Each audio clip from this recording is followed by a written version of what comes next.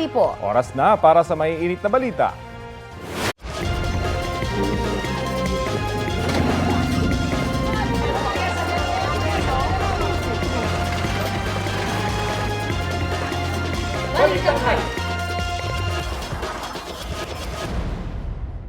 Mainit-init na balita, tanggal sa pwesto ang 3 empleyado ng Office for Transportation Security ng Department of Transportation. Sila po ang humarang sa isang pasahero sa NAIA Terminal 3 matapos umanong makitaan ng basyo ng bala ang bag. Si Transportation Secretary Vince Dizon mismo ang nag-anunsyo ng pagtanggal sa pwesto sa 3 OTS employee. Ang ibang detalye sa balitang yan, ihahatid namin maya-maya lang. Bali-balita po nitong weekend na naglabas na nga ng arrest warrant ang International Criminal Court laban kay dating Pangulong Rodrigo Duterte para sa kasong crimes against humanity dahil sa drug war ng kanyang administrasyon. Bagamat walang kumpirmasyon, sinabi ng dating Pangulo sa isang pagtitipon sa Hong Kong na handa siyang magpa-aresto. Balita ang hatid ni Dano Tingkungko. Sa programang pasasalamat kay PRRD with OFW sa Hong Kong, nagsalita sa dating Pangulong Rodrigo Duterte kaugnay sa International Criminal Court o ICC. Kaugnay ito sa lumabas na ulat na may nilabas na raw na arrest warrant ang ICC para sa dating Pangulo para sa umano'y mga pagpatay at pang-aabuso sa karapatang pantao sa war on drugs ng kanyang administrasyon. May mga lumabas na espekulasyon online na naroon na raw siya para takasan ng arrest warrant. Nakita ninyo na patong-patong ang kaso ko, sa totoo lang, baka ang balita ko may warrant daw ako pag... Hindi, totoo. Yung sa ICC or something, matagal na akong hinahabol ng mga ano man ang kasalanan ko, ako'y raw yung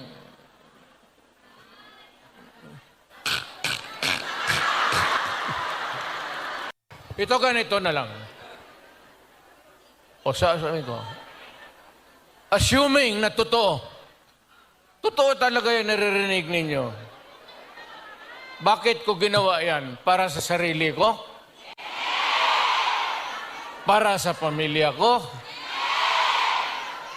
para sa inyo at ang inyong mga anak. Handa raw siyang magpahuli. Okay lang, tatanggapin ko yan. Wala tayong magawa hulihin tayo kung ikulong tayo. Kaya lang, meantime, mag-contribute kayo, baski $5, $10, para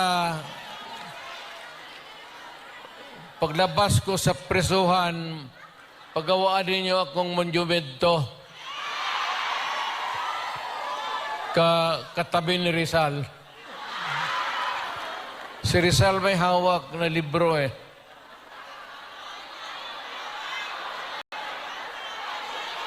Akin Si Attorney Cristina Conti, ang ICC Assistant to Counsel na humaling sa ICC na imbestigahan ng Duterte drug war, sinabing naghihintay pa raw sila ng kumpirmasyon mula sa ICC kung may warrant na nga o naipadala na ito sa ating gobyerno.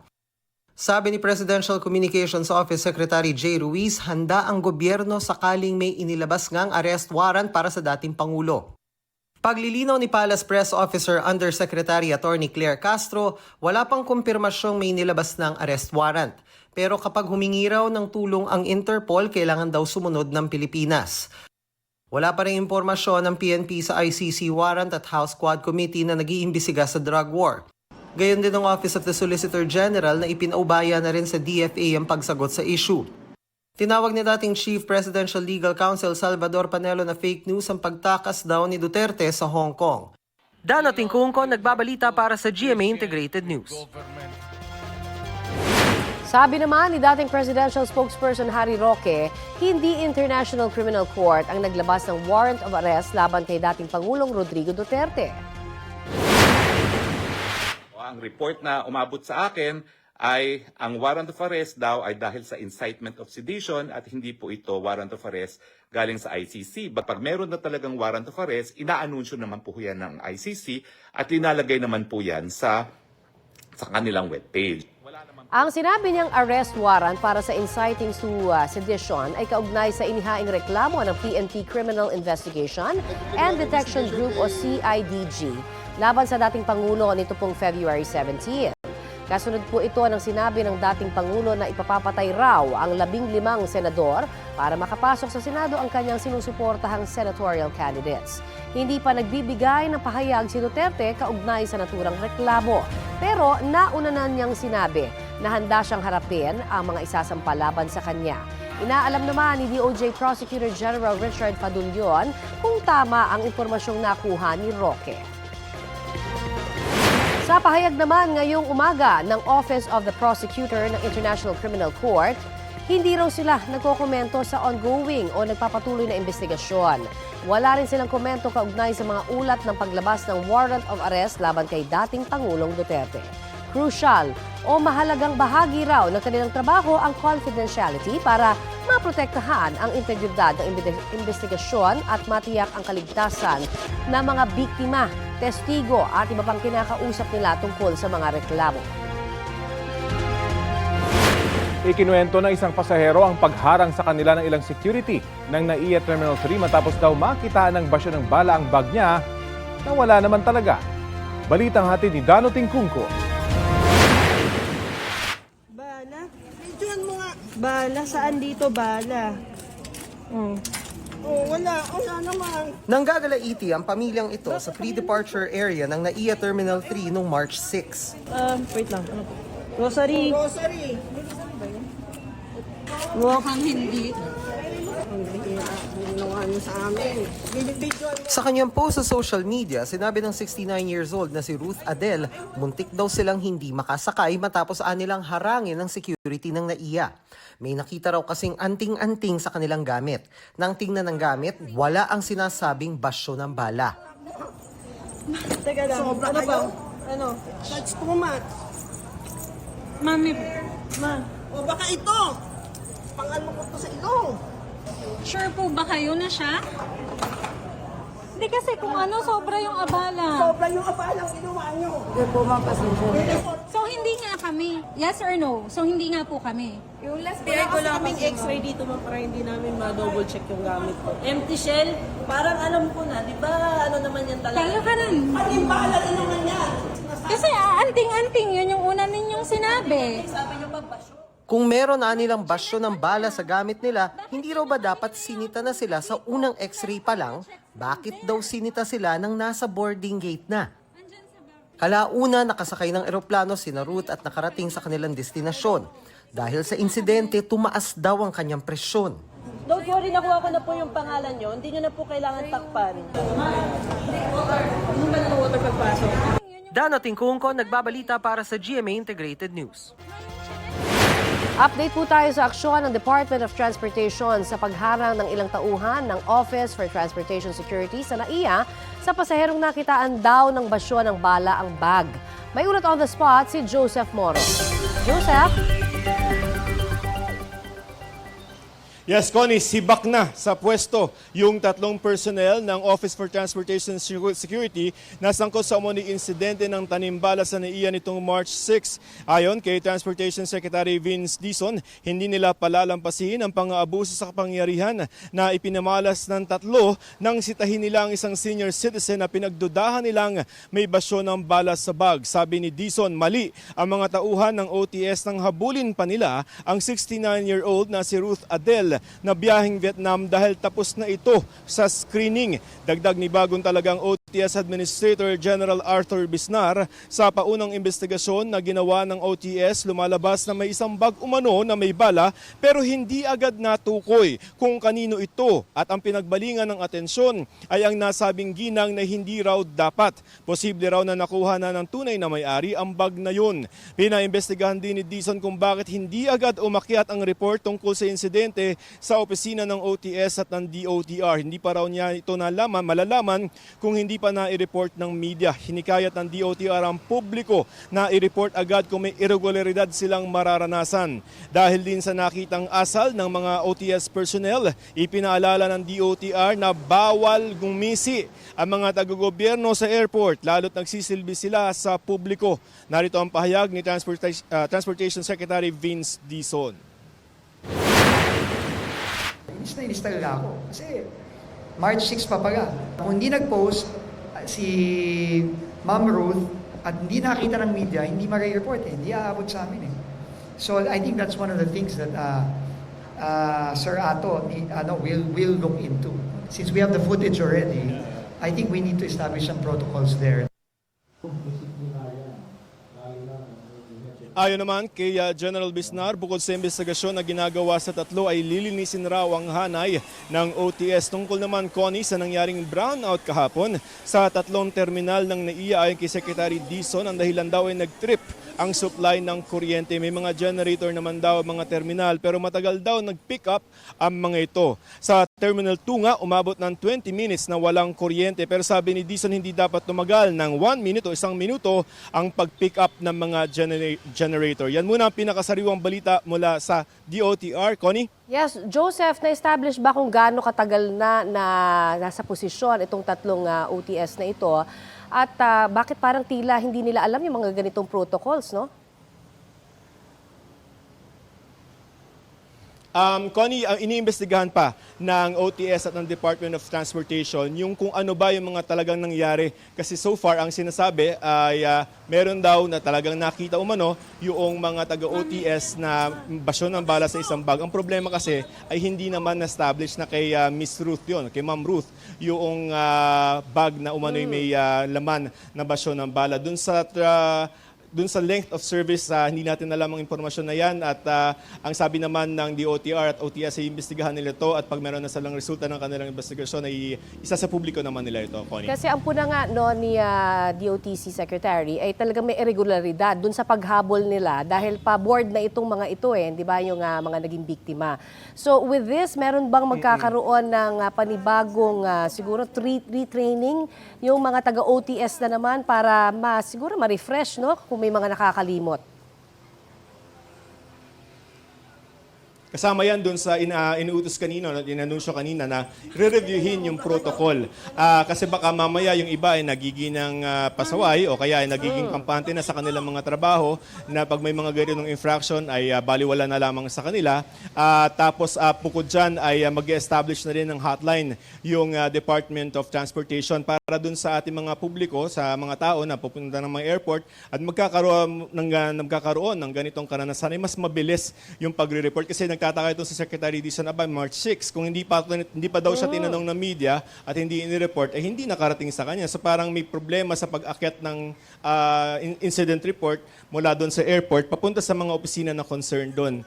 Tinanong din natin to si General Bisnar, hindi ba to sir parang meron na namang effort to destabilize the government? Kasi dati nauso yung tanimbala, no? Pero so far, ang nakikita naman ni General Bisnar, wala namang ganun klaseng malawakang intensyon para ipahiya ulit ang gobyerno, Connie. Alright, maraming salamat, Joseph Morong.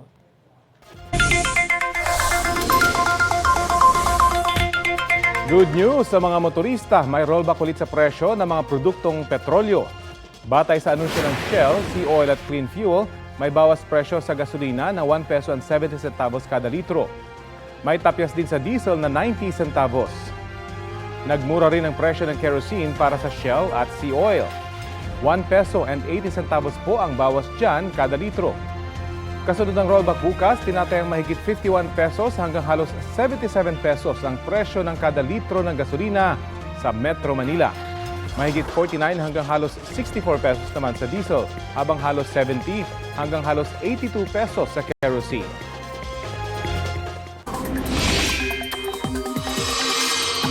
Mga kapuso, nakaranas po ng pag-ulan ng ilang bahagi ng bansa. Gumuho po yung mga bato sa Ambagyo, Nueva Vizcaya. Umambalang din ang mga yan sa poblasyon Tiblac Road. May naputol rin pong puno. Patuloy naman ang clearing operation sa lugar. Nagbabantay naman ngayon ang mga taga Santiago City, Isabela sa maulang panahon. Inaasahang muli kasi ang pag-ulan dahil sa shear line o pagsasalubong ng malamig na amihan at mainit na easterlies ayon sa Pag-asa. Apektado rin po ang mainland Cagayan, Quirino, Aurora, Quezon Province, Camarines Norte, Camarines Sur, Catanduanes, Albay, Ilocos Region at Cordillera. Inaabisuhan po ang ating mga kapuso sa banta ng baha o landslide. Base sa rainfall forecast ng Metro Weather, uulanin din po ang ilan pang bahagi ng Northern at Southern Luzon, Visayas at Mindanao. Mababa naman po ang tsansa ng ulan dito sa Metro Manila. Sa maghapon, inaasahang walang lugar sa bansa ang makararanas ng danger level na heat index. Pinakamataas ng posibleng maabot ang 41 degrees Celsius na alinsangan sa San Jose, Occidental Mindoro at sa Cuyo, Palawan. Under extreme caution level po yan. Ibig sabihin, may banta pa rin po ng heat cramps o heat exhaustion. 40 degrees Celsius naman sa Dagupan, Pangasinan, Puerto Princesa, Palawan, Vera Catanduanes, Iloilo City, Dumangas, Iloilo at Zamboanga City. Posible naman pong umabot sa 36 degrees Celsius ang heat index ngayong araw sa Pasay, habang 34 degrees Celsius dito sa Quezon City. At dahil sa mainit at pag-alinsangan ng panahon dito sa Metro Manila, ipinatupad simula ngayong araw ang adjusted face-to-face class hours sa bagong Barrio Elementary School sa Caloocan bilang pagsunod sa apela ng Department of Education. Mula sa dating 5:45 a.m. hanggang 11:20 a.m., 5:30 hanggang 8:30 a.m. na ang klase ng mga grade 2 student. May mga afternoon class din na inilipat ang adjusted face-to-face classes schedule sa umaga. Aminado man ng ilang estudyante, magulang at guro na medyo hirap sila sa bagong oras ng klase, naniniwala silang mas mainam na ang nasabing hakbang para mapangalagaan ng kalusugan ng nakararami laban sa matinding init. Isa lang ang bagong Barrio Elementary School sa mga pampublikong paaralan sa Caloocan kung saan ipinatutupad ang adjusted face-to-face classes dahil sa mainit na panahon. Ito ang GMA Regional TV News. Mainit na balita mula po sa Luzon, hatid ng GMA Regional TV. 8 sasakyan ang nasangkot sa karambola sa Villasis, Pangasinan. Chris, ano ang ugat na aksidente? Oni, nawalan umano ng preno ang isang wing van na siyang ugat ng aksidente. Yan at iba pang maiinit na balita hatid ni Jasmine Gabriel Galban ng GMA Regional TV.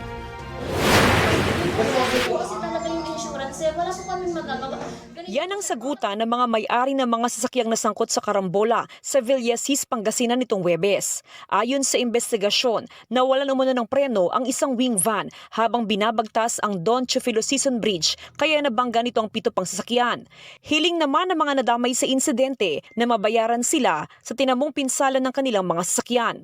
Walang komento ang driver ng nadisgrasyang wing van. Sa kulungan ng bagsak ng isang lalaking nag-amok at tinangkang sunugin ang sariling bahay sa Barangay Aponit, San Carlos, Pangasinan. Ayon sa investigasyon, nanggulo ang suspect sa kanilang lugar. Maya-maya, sinindihan nito ang kortina ng kanyang bahay. Bigla na lang nagsusunog ng bahay niya doon. Kumuha siya ng lighter, then sinusunog niya yung mga kortina ng bahay nila. Sinigawan pa raw ng suspect ang mga pulis na dumating. Nang kapkapan, doon na niya kinuha ang isang sachet ng iligal na droga mula sa kanyang bulsa at inihagis. Ayon sa suspect, sinilaban ng kortina dahil pinagbawalan daw siya ng kanyang kapitbahay na magsunog ng basura sa kanilang lugar.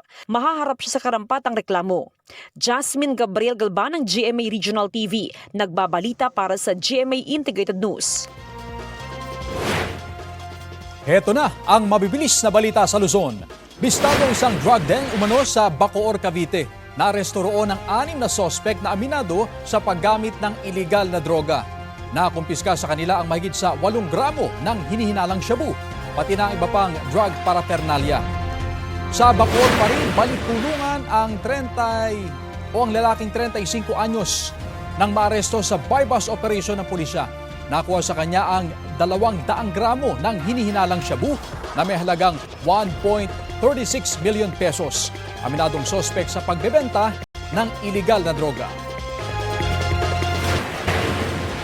Huli kam sa Talisay, Negros Occidental, pumasok sa loob ng isang compound ng lalaking yan na nakatakip ang mukha. Tila may pinaghahandaan at kinuhang ice pick sa kanyang bulsa. Kasunod niya ang isang lalaking naka-hoodie naman na nagmamasid din sa paligid. hindi nakita sa CCTV pero ayon sa uploader ng video, sinilip na mga salarin ang mga kwarto sa compound. Posibleng magnanakaw umano, buti na lang at may nakakita sa kanila na agad sumigaw ng saklolo. Nakatakas ang dalawa na patuloy pa rin kinikilala. Wala namang inireport na nawawala ang mga residente. Hindi mag-e-endorso ng kandidato sa May election si Vice President Sara Duterte dahil nabudol na raw siya noong nakaraang eleksyon. Wala mang direktang tinukoy, binanggit niya ang plataforma nila noon na Unity. Balitang hatid ni Ivan Mayrina. Sunod-sunod ang tila mga patutsada ni Vice President Sara Duterte sa isang pagtitipon sa Hong Kong. Wala siyang pinangalanan pero isa riyan ang tungkol daw sa pag-endorso ng kandidato. Akala ko kasi gusto niya ng mas magandang bayan kasi ang plataforma namin nung tumakbo kami, unity at continuity. Nadala na ako, na-scam na ako, nabudol na ako. Hindi ako mag-endorso ng kandidato. Kasi baka pagkatapos ng eleksyon, sasabihin nyo na naman, na-scam ba yamin day Sara? Nagpayo rin ang bise, kauday sa pagboto sa darating na eleksyon. Kilatisin daw ang karakter ng tao at piliin yung marunong tumupad sa pangako. Huwag rin daw bumoto batay sa apelyido. Ako ay produkto din ng political dynasty. Galing ako sa pamilya ng mga politiko. Hindi dahil Duterte ang apelyido ay iboboto na ninyo. Kailangan pag-isipan din natin. Nagbabala rin ang bise sa anyay paraan ngayon ng ilang politiko para mamili ng boto. Huwag natin ibenta ang boto natin. Ngayon, legitimate na ang vote buying. Nakatago siya sa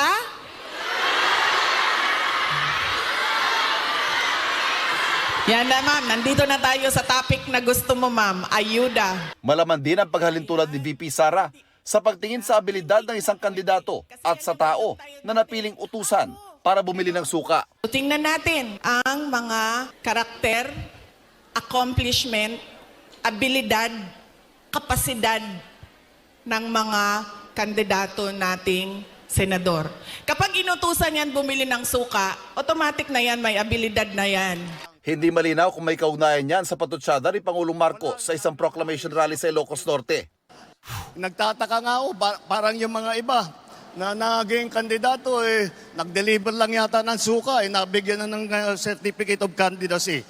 Tila may pahaging din si Duterte, kaugnay sa eleksyon 2028. Personal pa rin ang pagpapasalamat ko sa inyong lahat, sa tulong ninyo, sa kampanya ninyo, sa suporta ninyo para sa akin at sa boto ninyo noong nakaraang halalan at sa susunod na halalan sa 2020. Joke lang.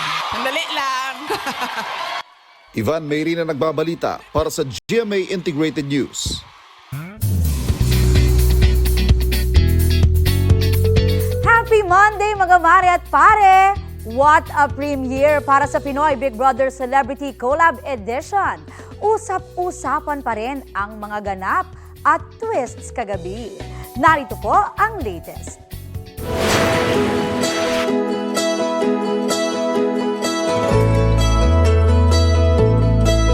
Hello, Philippines! Hello, world!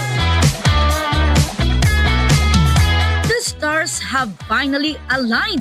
Welcome sa Pinoy Big Brother Celebrity Collab Edition. Nothing but the best sa collab ng GMA Network at ABS-CBN para sa muling pagbubukas ng bahay ni Kuya. Mula sa rendition ni Julian San Jose at Darren Espanto ng Sikat ang Pinoy. Malayo mamarating, ibang malaki mo na kaya natin. Pasabog na lineup ng hosts. Nauna! At syempre, ang hinihintay ng lahat ng housemates reveal.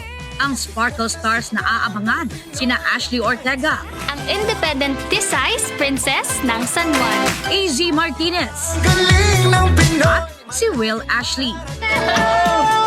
Official boarders na rin sina Josh Ford, ang survivor lang ng United Kingdom, Charlie Fleming, Sasabihin ko, The Justin Yu, at Mika Salamanca.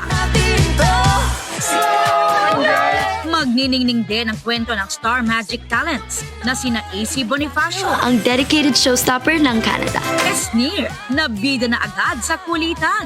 RJ! RJ, go! Robbie Domingo! Kasama sina Brent Manalo, Clarice de Guzman, Hello! Ito pala yung mga inahanap ko. River Joseph, Ang sporty business bro ng Muntinlupa City. Ralph De Leon, at Kira Ballinger. Trending na agad ang pagpasok at unang pagkikita nila sa Big Brother house. Kapuso, Mint Kapamilya! Si Ashley kasi simula pa lang, tila may winning moment na agad. Pumasok din kasi sa bahay ang hosts, kaya nakatanggap ng good luck hug sa kanyang special someone na si Mavi Legaspi. Is it even a PBB edition kung wala ang sunod-sunod na twists? Si Ivana Alawi tatambay rin sa bahay ni Kuya as a guest pero magpapanggap na housemate. Present din as the 8th official Kapuso housemate, si My Ilonggo Girl star Michael Sager. At ang pa-cliffhanger ni Kuya kagabi, ang hosts na inakalang may hi-hello lang with housemates, may task pala. Wait! May taping ako bukas! Ako may mga anak ako nag-iintay sa bahay. Magtatagumpay kaya ang hosts na makabalik sa outside world? Abangan yan 10 p.m. tuwing weeknights sa GMA at 6:15 p.m. naman tuwing weekends. May live stream din sa kaparehong oras sa Pinoy Big Brother YouTube page, Kapamilya Online Live at I Want TFC. Aubrey Carampel nagbabalita para sa GMA Integrated News. Ito na ang mabibilis na balita. Pumambalang ang multipurpose vehicle na yan sa bahagi ng Bonnie Avenue sa Mandaluyong. Tumagilid ang sasakyan matapos aksidenteng bumangga sa Center Island ng kalsada. Ayon sa isang lokal na opisyal, umaambon noon kaya posibleng nawala ng kontrol ang driver sa madulas na daan. Sugatan ang 5 sakay ng MPV kabilang ang 2 senior citizen. Wala pa silang pahayag. Naitayo at naitabi naman ang MPV. Tumagilid din ang SUV na yan sa bahagi naman ng Marcos Highway sa Pasig.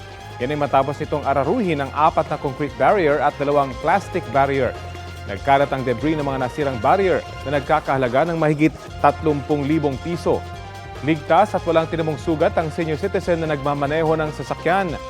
Kwento niya, madilim daw noon at walang reflector ang mga natumbok niyang barrier. Samantala, nasa 8 bahay ang natupok sa sunog sa Parañaque. 6 na alagang aso po naman ang nasawi. Balitang hatid ni Bam Alegre. Nagliyab ang bahagi ng Espiritu Compound sa Barangay San Dionisio, Parañaque City. Bago mag-alas 10 kagabi, kuha ito ng isa sa mga nasunugan. Sa tindi ng apoy, agad itinaas ng Bureau of Fire Protection ng sunog sa ikalawang alarma. Hindi bababa sa 8 truck ng bumbero ang kinailangan rumespunde. Nakontrol ang sunog bandang alas 11. Tuluyan naman itong naapula bago maghating gabi. Compound siya, medyo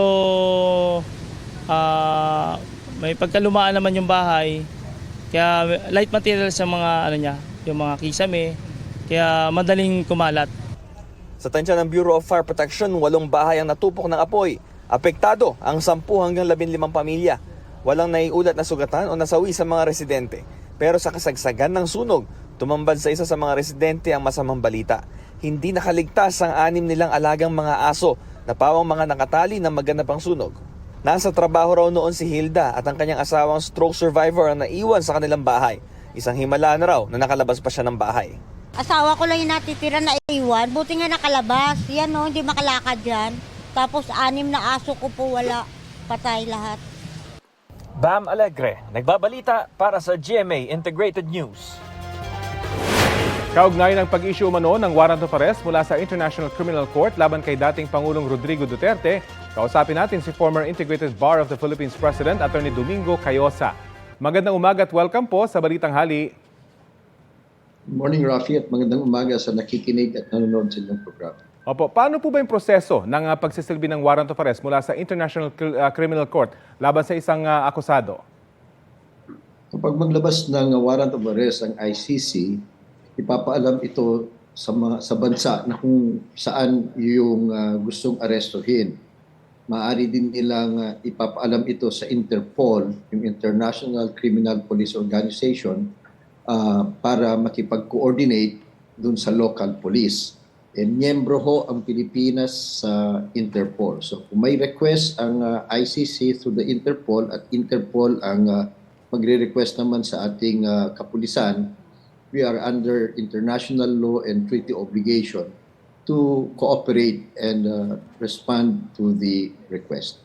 Ano po nakikita nyo magiging papel ng pamahalaan dito ng Pilipinas sa sinasabing arrest warrant, lalo't hindi naman miyembro ng ICC yung bansa?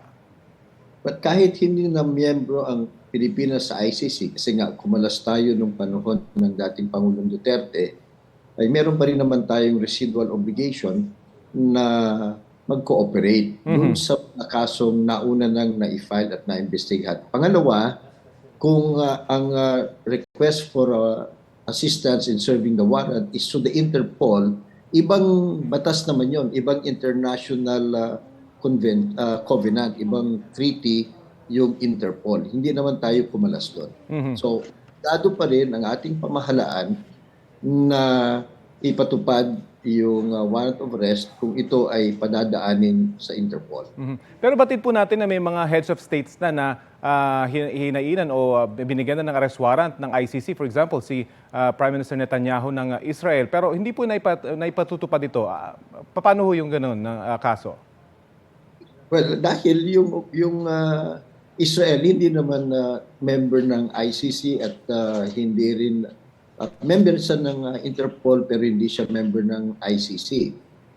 At malakas ang control nila sa kanilang kapulisan. So, noted naman na notorious yung Russia, yung mga dictatorial regimes. Kasama na ang Israel na dinidisregard yung international conventions. So, yung nangyayari doon, hindi naman ibig sabihin na gagawin din sa ating bansa. Kasi marami din tayong kailangan ng ating kapulisan, marami din kailangan na tulong sa Interpol. Kasi marami din tayong mga pinapatupad na warrants of arrest abroad na kung saan kinakailangan natin ang tulong ng Interpol. So ngayon, kung hindi naman tayo aksyon dun sa request ng Interpol for service of a warrant of arrest to the Interpol, hindi rin tayo makakaasa ng kooperasyon nila sa ibang mga bagay. At yung ating pamahalan sa ngayon, sabi naman nila, kung papadaan daw sa Interpol, they are ready to comply and with any eventuality daw. Well, abangan po natin kung ano magiging aksyon ng pamahalaan at ngayon nasa ibang bansa si dating Pangulong Duterte. Maraming salamat po sa oras na binahagi nyo sa Balitang Hali. Maraming salamat. Magandang umaga po sa lahat. Si Atty. Domingo Cayosa.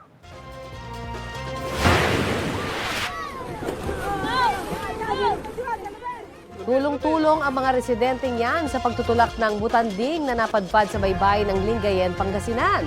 Na-stranded po ang dambuhalang hayop sa lugar matapos sundan ang mga lambat ng mga mangingisda. Tagumpay naman na naibalik sa malalim na bahagi ng dagat ang butanding matapos ang 30 minuto sa tulong din po ng 2 bangka. Ayon sa fishery expert na si Dr. Wesley Rosario, ang pagkakapadpad ng butanding sa lugar ay indikasyon ng masaganang lamang dagat doon. Posible raw kasing hinahabol nito ang mga maliliit na hipon na karaniwan nitong kinakain.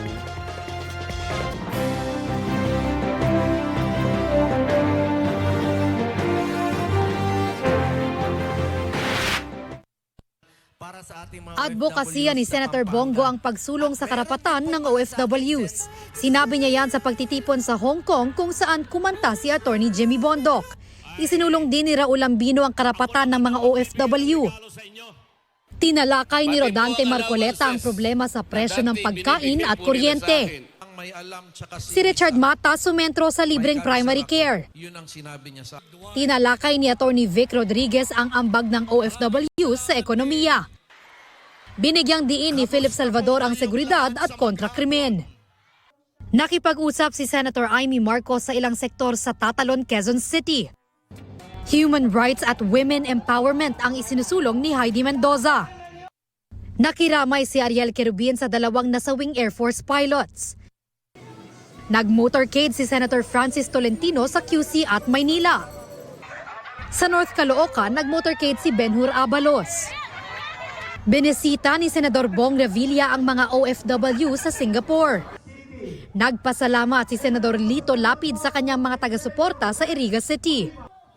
Nagmarcha sa Laguna kasama ang labor leader sina Jerome Adonis, Alin Andamo, Arlene Brosas at Amira Lidasan.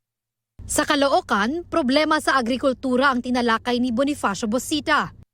Sa Tarlac, nakipag-usap sa mga kabataan at magsasaka si Teddy Casino. Paglaban sa illegal drugs ang tinalakay ni Senator Bato de la Rosa sa Gensan. Sa Iloilo City, nakiisa sa protest caravan si Modi Floranda, pati si Mimi Doringo, pagkontra ito sa jeepney phase-out. Nakipagpulong si Luke Espiritu sa mga magsasaka sa Don Carlos Bukidnon. Kasama niya si Lodi de Guzman. Patuloy naming sinusundan ang kampanya ng mga tumatakbong senador sa eleksyon 2025. Bea Pinlac, nagbabalita para sa GMA Integrated News. Dahil panahon ng eleksyon, patuloy ang pangangampanya ng mga kandidato sa iba't ibang lugar sa Pilipinas. Saan-saan nga bang lugar sa bansa ang may pinakamaraming botante? Sa mga rehiyon, Region 4A o Calabarzon ang may pinakamalaking bilang. Mahigit 9.7 million ang botante roon, halos 9 na beses na mas marami sa mahigit 1.1 million voters sa Cordillera Administrative Region na may pinakakaunting botante.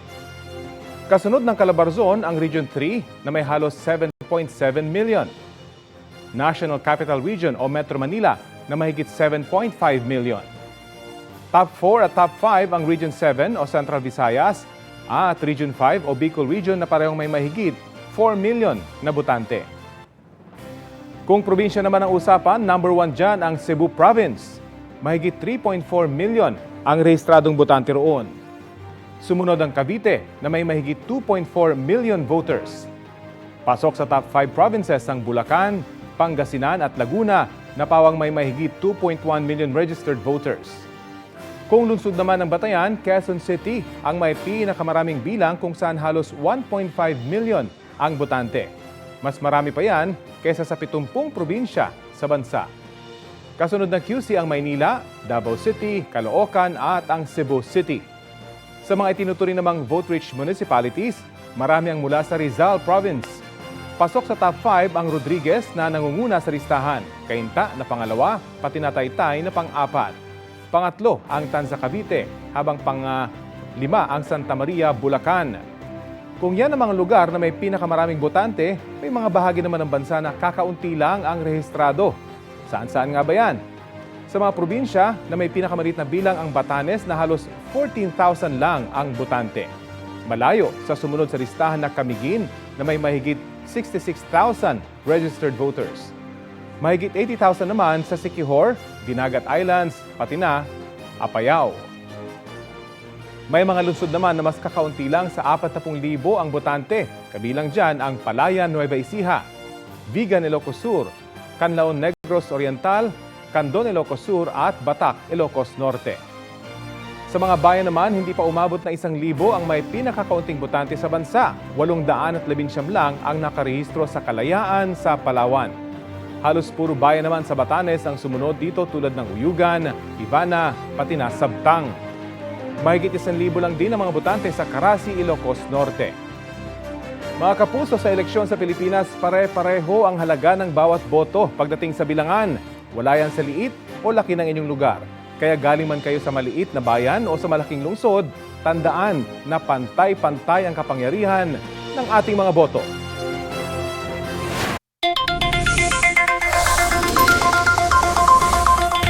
Unang araw ngayon ng pagpapatupad ng maximum suggested retail price sa karneng baboy sa Metro Manila batay sa kautusan ng Department of Agriculture. Na ipatutupad naman kaya?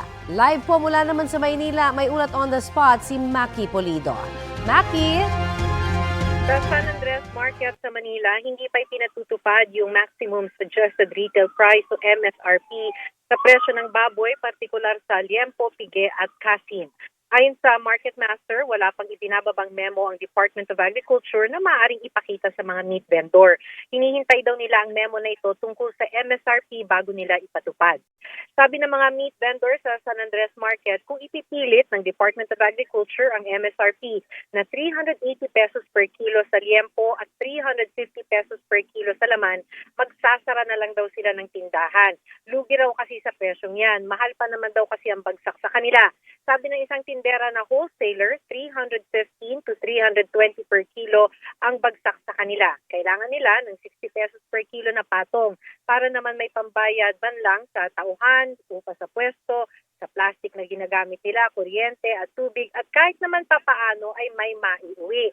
Ayon sa Manila Meat Dealers Association, ito yung mga traders kung ating tawagin, dapat hindi mga trader at retailer ang iniipit ng Department of Agriculture. Nananatili pa rin daw kasing mahal yung farm gate. Naglalaro pa rin daw ito sa 255 to 265 pesos per kilo. Para makover nila yung kanilang operational expense, ibabagsak nila ito ng 315 per kilo. Yan na yung bagsak sa palengke. Kaya malulugi raw talaga yung mga retailer. So mag-check pa tayo ng ibang mga palengke, Connie. Salamat sa iyong update, Maki Pulido. Ito ang GMA Regional TV News. Nahulog mula sa modern jeepney ang isang konduktor sa Bacolod City. Yan at iba pang may init na balita, hatid ni Adrian Prietos ng GMA Regional TV. Nakatayo malapit sa pintuan ng modern jeepney na yan sa Bacolod City ang 22 anyos na konduktor nito. Matapos niyang mag-abot ng ticket sa isang pasahero, umatras siya hanggang sa mahulog. Nagtamo siya ng malubang sugat sa ulo at dinala sa ospital. Nakomatong siya ng 2 araw bago masawi kalaunan. Batay sa investigasyon, nawala ng balanse ang konduktor kaya siya nahulog. Posibleng managot ang driver ng PUV bilang may kontrol sa pagbubukas ng pinto ng sasakyan. Hindi pa nagdedesisyon dito ang pamilya ng biktima dahil inaayos pa nila ang pagpapalibing sa kanya. Sinusubukan pa ng GMA Regional TV na kuna ng pahayag ang driver at pamunuan ng Modern Jeepney Company. Patay na nang matagpuan ng isang lalaki sa isang ilog sa barangay Kalinan proper sa Davao City nitong Biyernes. Tingin ng kapatid ng 52 anyos na lalaki, nakainom ang kanyang kapatid. Posible raw siyang nahulog sa ilog habang pauwi na sa kanilang bahay. Naniniwala siya aksidente lang ang nangyari dahil wala namang tinamong sugat ang kapatid. Patuloy pa itong inimbestigahan ng kapulisya. Adrian Prietos ng GMA Regional TV, nagbabalita para sa GMA Integrated News. At ito po ang Balitang Hali. Bahagi kami ng mas malaking misyon. Ako po si Connie Cesar. Rafi Tima po. Kasama niyo rin po ako, Aubrey Carampel. Para sa mas malawak na paglilingkod sa bayan. Mula sa GMA Integrated News, ang News Authority ng Filipino.